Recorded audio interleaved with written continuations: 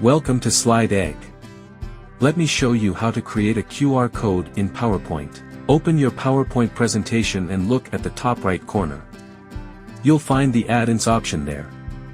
Click on it, and a panel will open on the right side of the screen. In the search bar, type QR. From the results, select QR for Office. Once you add it, you'll see a new panel appear. Now, click on the arrow in the panel, and you'll find different file format options for the QR code. Next, copy the URL you want to link to the QR code and paste it into the input box.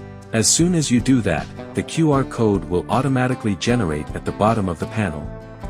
You can customize the QR code to fit your design. For example, you can change the color by clicking on the color option. First, let's switch it to red. Then, let's change it back to black. You can also increase the size of the QR code or even change its background color. If you want to adjust the error correction level, scroll down to the error correction option. You'll see choices like low, medium, quartile, and high. Let's select medium for this example.